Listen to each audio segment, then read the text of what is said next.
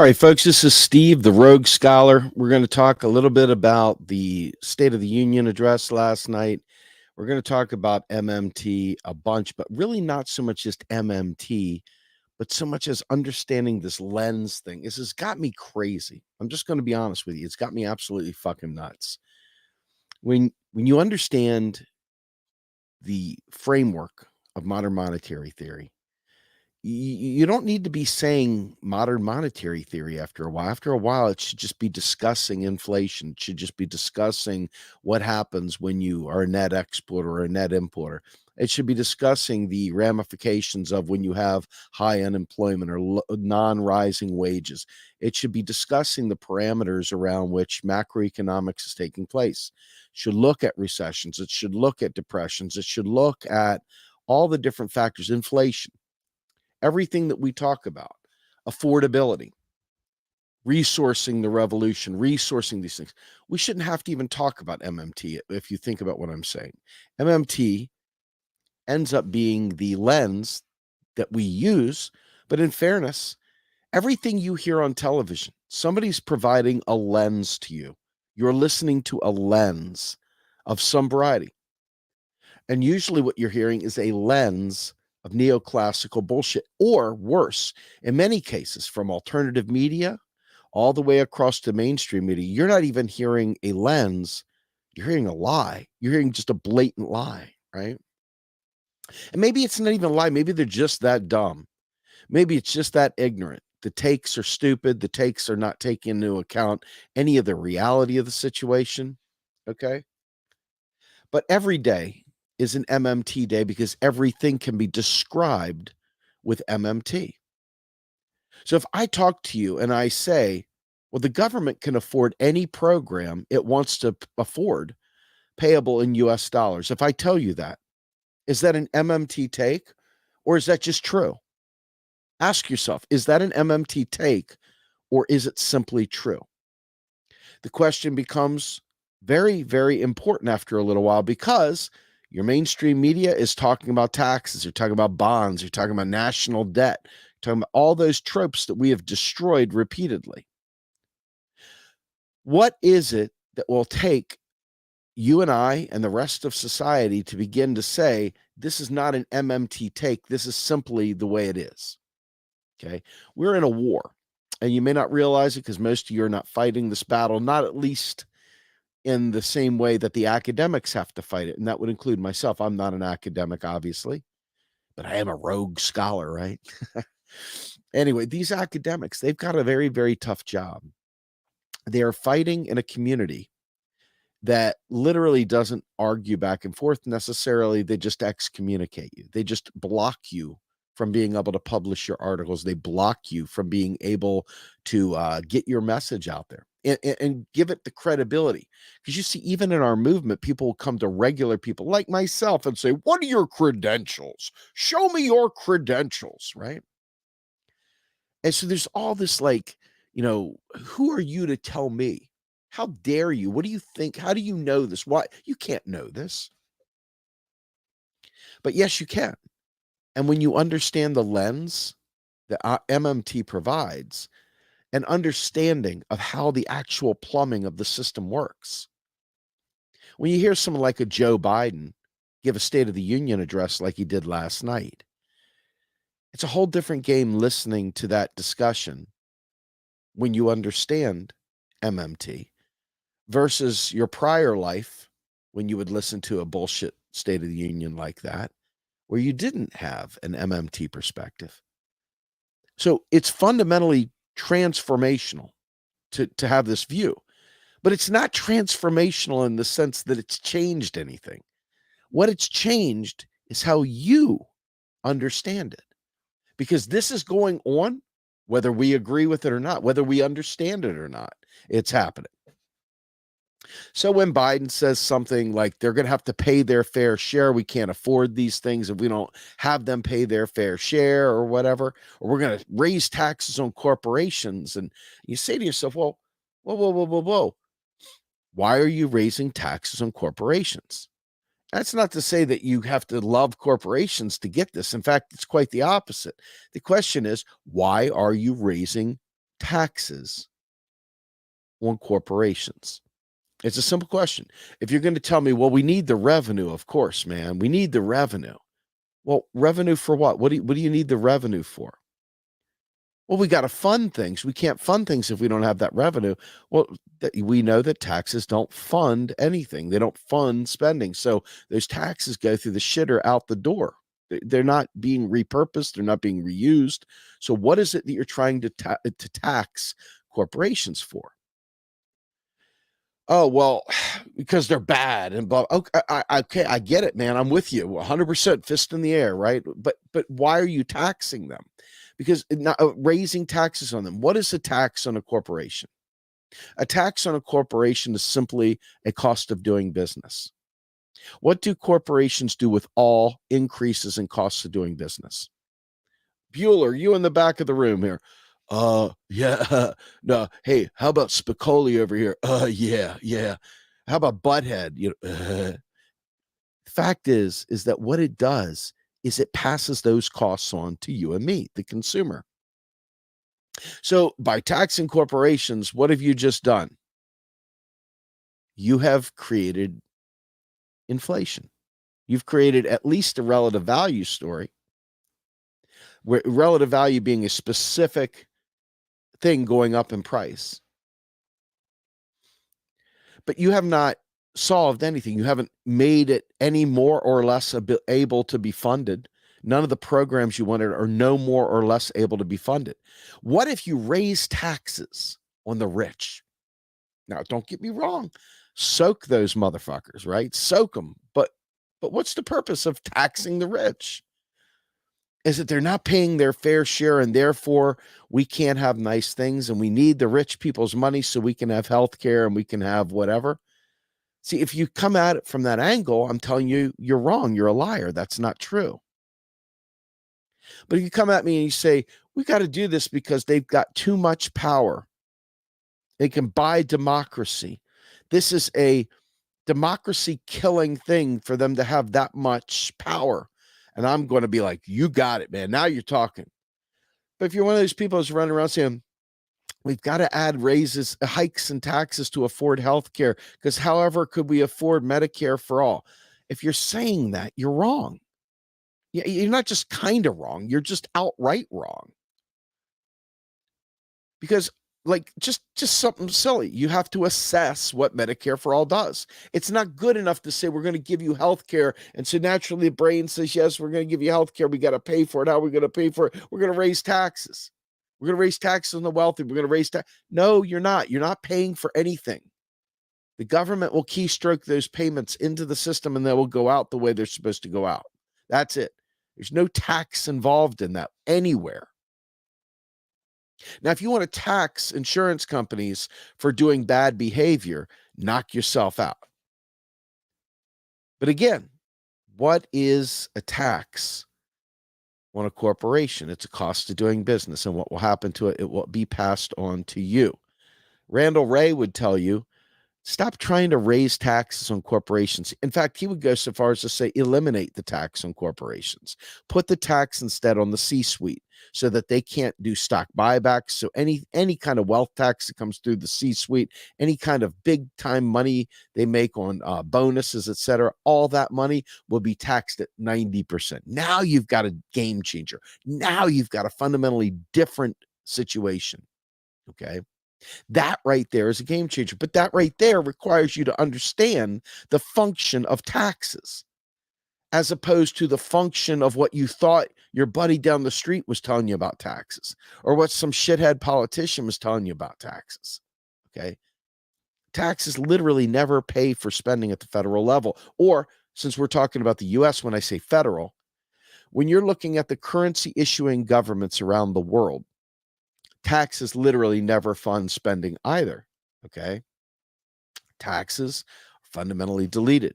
Now, in Europe, where the EU is run by the European Central Bank and so forth, and there is no one owner of the central bank, those states, if you will, those countries that are part of the EU, they're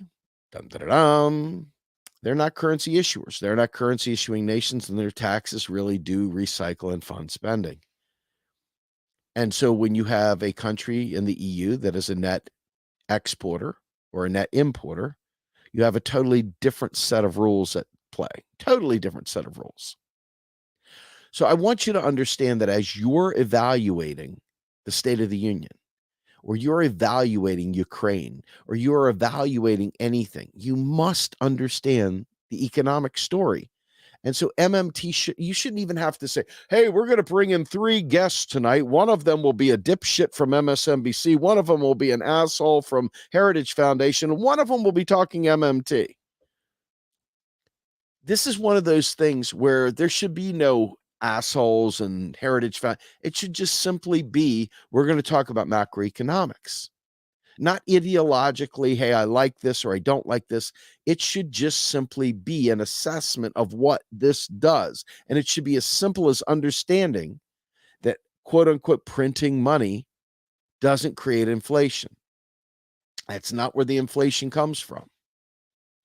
So you think about all this stuff that I'm talking about and you analyze Joe Biden. Joe Biden starts out talking about how we're going to invest in America so that we can compete with China. Well, folks, China is like, imagine being in a race and China has already got 15, 20 laps in the race at top speeds, way higher than you can fly at. That's what's happening right now. China is literally kicking our asses. So the idea of competing with China is kind of a joke. I mean, they've got billions of people. We've got 350 million people. If they were ever able to resource all those individuals with a job guarantee or something like that, they would even kick our asses even more. Okay. Right now, they have got the industrial strength to do just about anything they want. They got the number of people that they need to do just about anything they want. They got public services for everyone in their country. They don't have to worry about getting bankrupt for cancer, getting bankrupted, or not being able to get their teeth filled or anything else like that. Okay. But you got to be able to know this. So when a Joe Biden comes up there and starts lying to you, when he starts saying stuff like rebel rousing, we're going to fight and they're going to fight, and we're going to do this, and the resiliency of the American people, we're going to build local, we're going to manufacture local, we're going to resource local jobs, we're going to do all these things. Well, what does that mean? It means you're going to have all the pollution from those jobs. It means that you're going to have all the waste from those jobs. It means that you're going to now be trading your real goods and services for other people's pieces of paper. Now, inside your country, that may be very well and good because it changes the supply chain narrative. Okay, which is one of the things that Biden spoke about. Intel apparently is going to get some major investment, public-private partnership type deal. They get some major investment in building semiconductors in the United States, because what happened during the pandemic? We ran short of semiconductors, and it raised the price on just about everything. It extended the lead times on building out information technology. It extended the lead times on just about everything. And if you're in IT, you know this, okay? Ordering these things is a real killer. So I want you to understand that every single day, every single issue, nothing is not described by modern monetary theory. And so if everything's being described by MMT, then is MMT really a thing, or is it just reality, right? It's just reality. So when you listen to the speech last night, one of the things that should have jumped out at you was Biden's continuing celebration of bringing pain and suffering to the Russian people.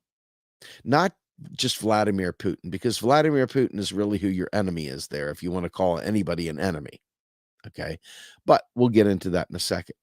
What you're looking at there is him ginning up the war machine, him ginning up the idea that we are going to go to war, that we are in this with NATO, and that we're going to surround and engulf and blah, blah, blah, Russia. And the Ukrainian people are this, that, and the other. I mean, there's a lot of big time flag waving feelings, a lot of jingoism, a lot of their heroic struggle. They're fighting to the death to protect their motherland, blah, blah, blah. It was just a lot of that same, oh, you could hear George Bush almost stand up there and go, mission accomplished. That's what I felt like we were hearing last night. Now, for those of you who didn't see it, you didn't miss much. It was literally one of those like circle jerk sessions. A lot of jingoism, a lot of like excitable people talking about the potential of war.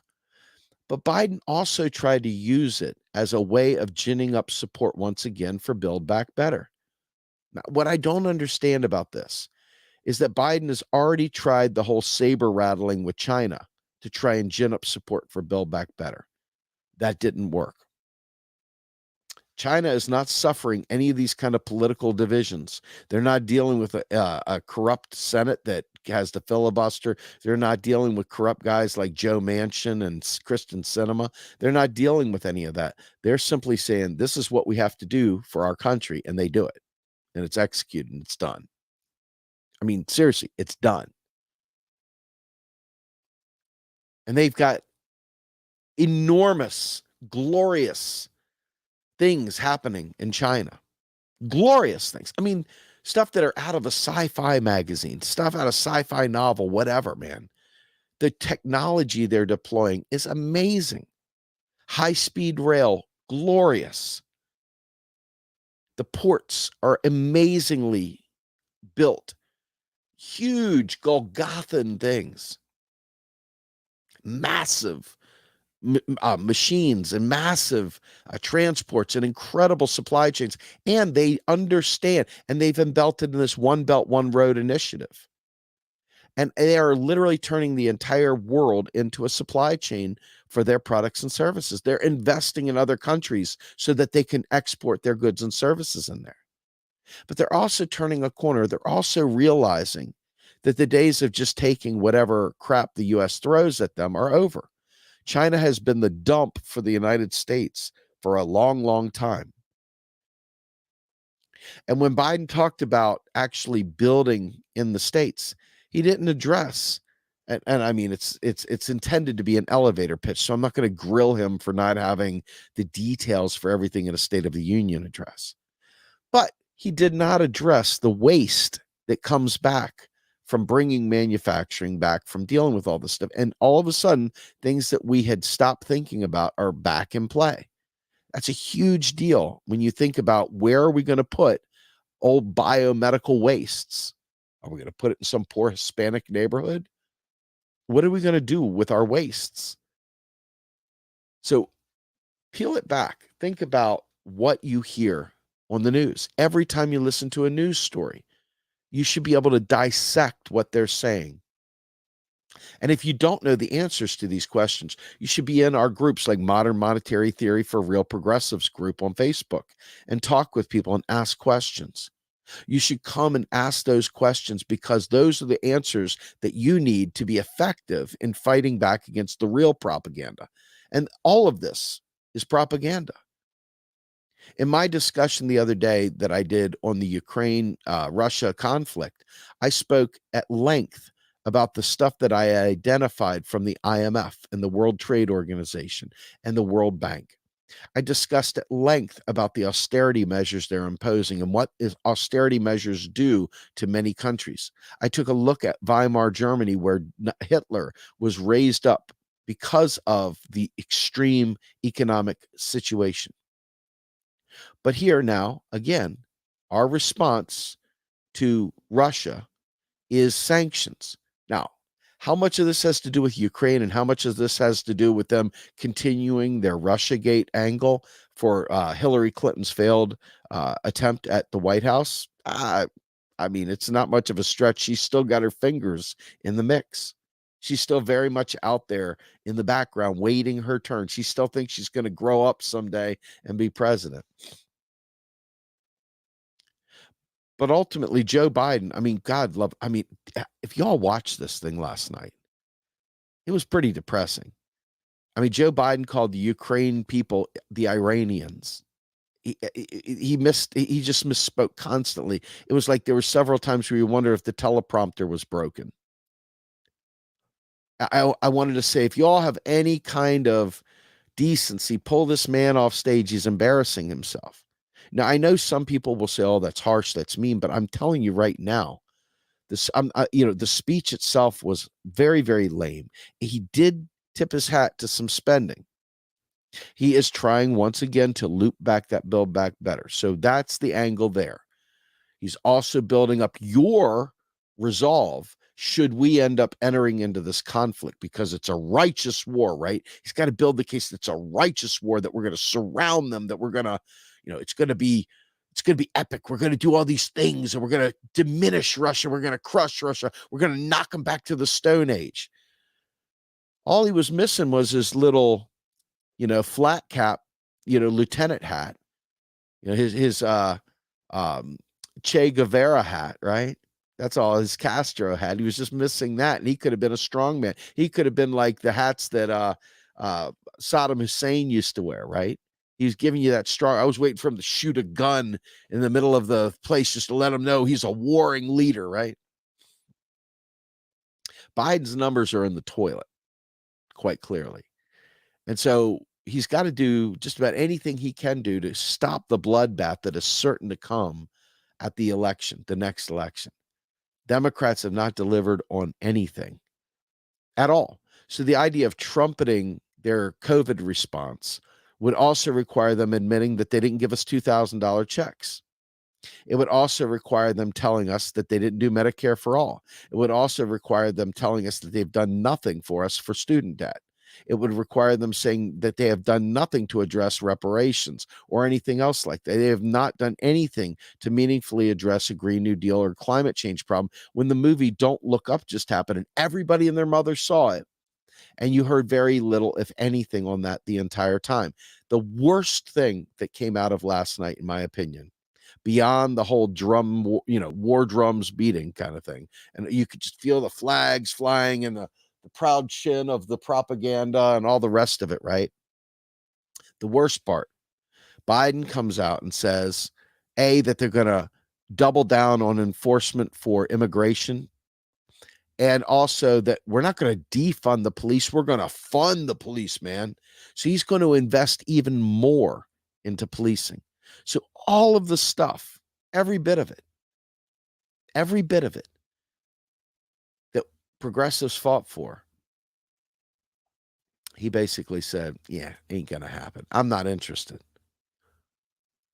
So we'll have money out the wazoo to help Intel create semiconductors. We'll have money out the wazoo to, quote unquote, help Ukraine. We'll have money out the wazoo to do all these, but no student debt, no Medicare for all, no Green New Deal. But we're going to fund the police, baby. We are going to fund the fucking police. Now, all this sounds like a total clusterfuck, and it is. Because out of one side of his mouth, they're talking about how they can't afford to do all these things that we need as people. And on the other hand, they're talking about spending on things that I can't imagine anyone watching this right here at all would be remotely interested in our government spending money on. How many of you guys would like to see us make a heavy investment in weaponizing our police force? Really? Nobody, right? I mean, seriously. But this is what they said.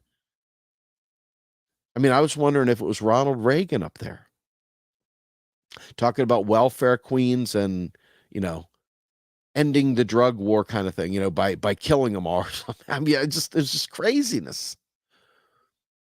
So there's probably another spin to this. If you're a centrist Democrat and, you like Republican things, but you want to feel like you're not a Republican, you want to feel like you're still a proud lefty or whatever, you got what you wanted last night, because it was Republican light all the way.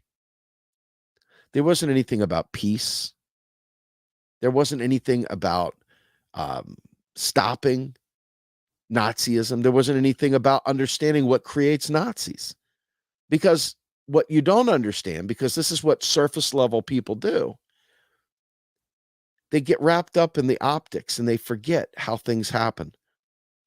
I talked extensively about the IMF deals that are going on right now to fund Ukraine's existence, because Ukraine, unlike the rest of Europe, has not really kept up in economic development. And it's not because they're not loaded with resources. They've been war torn forever. They've had a bunch of coups, they've had a bunch of mini revolutions, they have had some invasions, some different things go on over the last 40 years. They're in bad shape. But they're also the grain producer of the world. 12% of the wheat is put out of Ukraine. So the point is that there's a lot going on there. And the IMF, their role, as they've done with every other country in the global south, is to institute austerity, to free up markets, to allow the country to be good for business, to be open for business. So these are the things that, if you get caught up in the optics of the Donbass region, which is important, but it's not what this is about, you will miss the point of the basic coup that is taking care over through the IMF. Once the IMF institutes structural adjustments, the country itself is basically at the mercy of the IMF. Think about that. They've given up their sovereignty to the IMF to dictate terms of austerity and structural adjustments. Now, what does austerity do? Austerity reduces spending on the public purpose. It creates sound finance, which a lot of conservatives and libertarians love. And it strips away the support mechanisms for the most vulnerable in the country. And so naturally, these sorts of things create scapegoats. They create all kinds of hatred within. And so what's going to happen now? Well, your guess is as good as mine, but my suspicion is we've seen the IMF at work across the world. We've seen their handiwork, and it is always producing something of negative value, of really, really bad value, of sucking resources out of the country. Now, could we give Ukraine support to develop their natural resource production so that they can be self-sufficient, not depend on the West or the IMF or anyone? Yes, we could.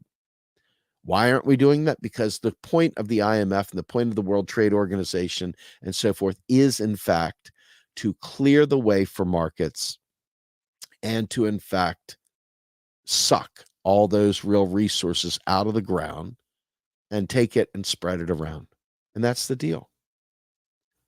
So this is part political, because obviously the IMF is a non-government organization that serves the government's needs, serves many governments' needs, serves corporate needs. Let's be fair. It serves corporate needs as they try to expand and they try to grow into markets. And you hear a lot of people talk about public investment crowds out private investment. Well, if the public space, like in China, who produces great schools and great healthcare, was to suddenly say, well, we want to take on the Western model of for-profit healthcare, so they would eliminate the public spending on the healthcare service, or if they did, they would shift where it's spent and they would send it to insurance companies. Okay. So this paradigm shift right here, this right here is the kind of structural adjustments the IMF imposes on countries. If they have public services, they make them get rid of them. If they have public buildings, they make them sell them or rent them out. If they have parking lots that the government depends on for revenue at the local level, they go ahead and privatize those parking lots. I'm sure you see it in the United States, right? Where you've got all these private parking vendors charging out the wazoo on public property that we all own, but a private parking agency is now controlling access to these parking spots.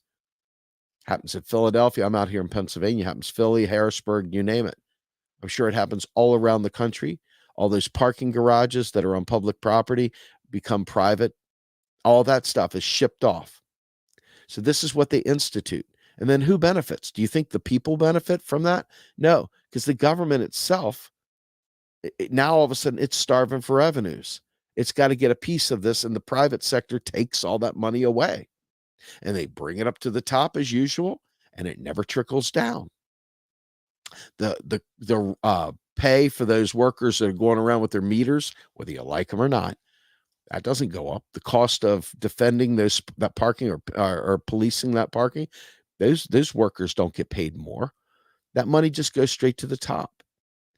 And so when you're looking at privatization, no one wins except for the very, very rich. Everyone else loses.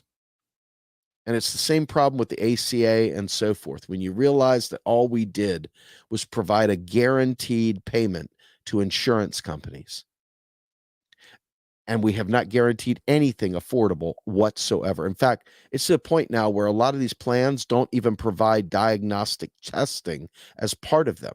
And you end up with these huge bills out of nowhere for medications you took because you've got to suddenly go get blood work done that's no longer covered as lab work under your standard plans. So once again, privatization at work. It's not that government can't do the right thing. It's that government won't do the right thing because its ideological proclivities are for neoliberalism. So I'm hoping that folks, when they watch the next State of the Union address or when they watch the next newscast, rather than just sit there and go along and get all upset at the lies they're telling, practice sitting there and telling yourself the MMT story. Practice diagnosing what they're saying through an MMT lens. And then when you've done that, come back to us. Come back to MMT for Real Progressives group on Facebook. Join it if you're not already part of it. Come in there and start asking questions. Start talking about what you think you heard in these newscasts. Start explaining what you hear from these other alternative media people. And when you hear what they say, start diagnosing what they get wrong. Practice. And then let everybody know. And if you got it wrong, it doesn't matter. Getting it wrong when you're searching is part of the journey of learning. Getting it wrong when you're trying to learn, there's nothing wrong with that at all. Just come in and ask questions and learn. That is the kind of revolution we have a chance of winning, if you know what I'm saying. We don't right now have a chance of winning an armed revolution, okay? We just don't. I mean, let's be fair. I mean, our government and the powers that be are outrageously stocked. That's not where the win's going to be.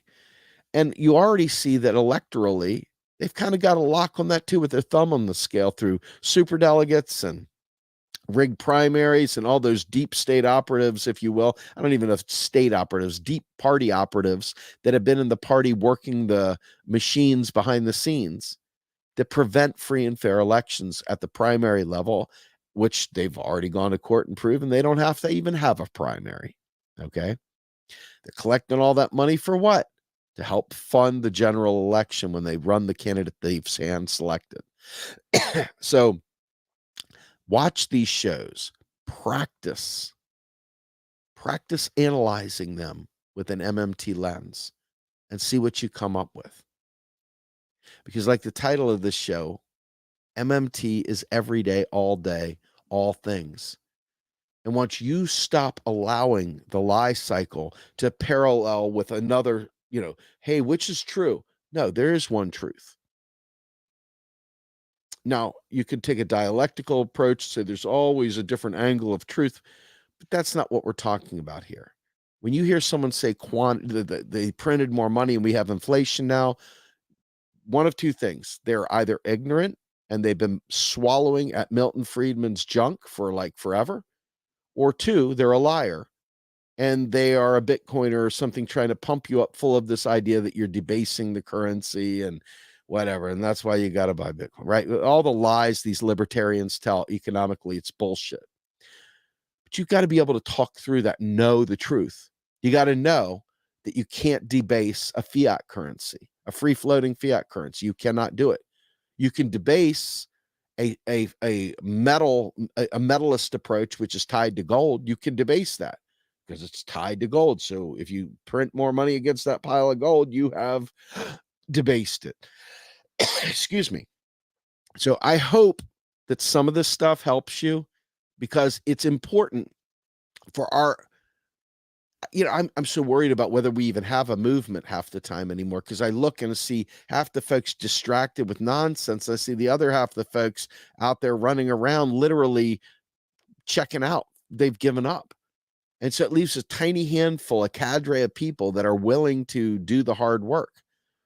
And so I'm hoping that you all who are listening to this begin to really absorb these insights and begin analyzing what you see and beginning to talk to candidates that you want to run and listening to them with a very critical ear and thinking through what they're saying and coming out the other side with an analysis, a class-based analysis, understanding the working class versus the oligarchs and the plutocracy, and understanding also the money story.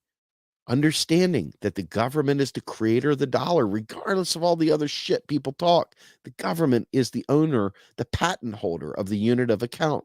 If they outsource that ability, they outsource that ability. It doesn't impact whether or not the United States government is sovereign over the dollar. It is 100%. And Congress, based on Article 1, Section 8 of the U.S. Constitution, has the power of the purse. This has not changed. It's true. It is what it is. So if you can identify that in everything and listen, the minute they start talking about how you're going to pay for it, the minute they start talking about all the factors that we just talked about, from inflation, you name it, you should be able to debunk that relatively quickly. And if you don't, like I said, ask questions. There are people that are willing to answer those questions. And whether they be through Real Progressives or other groups out there, other economists, look, it doesn't do any good to have somebody who's trying to collect people lie to you and tell you that we can do Medicare for all state by state in every one of the 50 states. If they lie to you and say we can do that across the country in all the 50 states, they're not probably a credible source, okay? Because states are not currency issuers. States are currency users.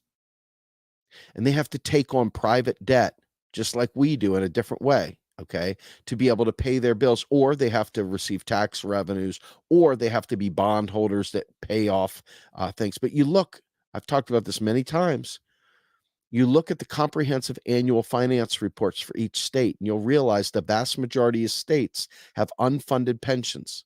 States like Pennsylvania that are deeply embedded with fracking companies because they're trying to fund their initiatives. This is what this race to the bottom does. But if you don't understand that, you're going to be angry at me for saying your idea for Medicare for all isn't a good idea because of the funding mechanism. And you'll get mad at me when I'm just telling you the facts. But the facts are, when you have a lens, use the lens to analyze the truth. Now, sure, you could sit there and stand on a chair with one leg, bring your other knee up, hold it, put a aluminum foil on your head, tap your nose 5 times, and call that a process that you need to do to make it rain outside. You can do that. And you can do that with economics too. Doesn't make it so, though. You understand?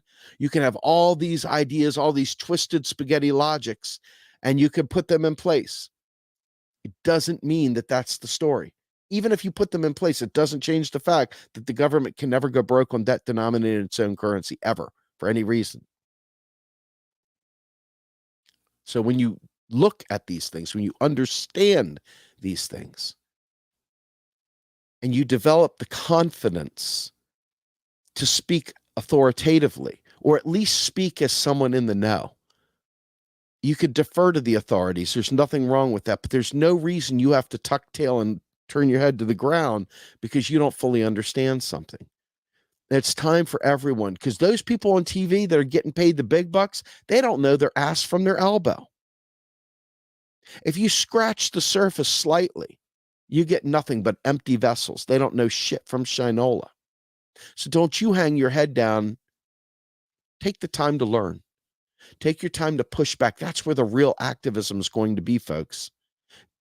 Debunking lies and stuff like that. I know it's all fun to be, conspiracy theorists and run around being James Bond and dun, dun, dun, and dun, dun. Mission Impossible gets spicy and exciting. But if you will suffer through the boredom of understanding how the money story works, you can demystify all the spaghetti Gordian knots they put together and all these Rube Goldberg machines. And you could get it to a straight line, just say, government can pay for anything it wants to. No problem at all. Zero. The only thing is, can you resource it and can you get the votes for it? That's it. Anything beyond that is a lie. It's that simple. It's so simple. A caveman can do it, right? Smash that easy button. Smash the like button, by the way, and please subscribe. And also, please become a monthly donor if you aren't already. We desperately need support financially and volunteers. We need support in every way possible. We're a 501c3, and we are trying as a grassroots organization to help you, the people, to be able to understand very, very difficult subjects on economics that are made intentionally difficult. We are one of the only outfits doing this. Obviously, the academics do it every day. But as far as a nonprofit seeking to do this, we're one of the very few. The Modern Money Network is doing this as well. We're doing it differently. We're all in our own spaces, doing our own thing. I'm here to tell you, we need your support. I don't ask for it like this very often, but I'm telling you right now, without your support, we can't do shit. A lot of us work full time and do more hours on doing this kind of stuff than we do our day jobs because we stay up all night preparing, working, digging. We need your support, folks, even as small as $1 a month, $5 a month. And for those who can afford it, we've got folks that are $50 and $300 a month. We need people that can donate to us because we can't do the things we're trying to do without your support. We're all volunteers. Every one of us, every hour we put in here is a volunteer hour. We're not on the payroll. We're not getting paid for this yet. We would like to be able to pay people at some point because it's wrong for us to have people working 50, 60 hours and not be able to get paid because we don't have enough coming in, but we believe in our mission and we need your support. I'm asking point blank, we definitely need your support. We need our own volunteers to kick in money if they can.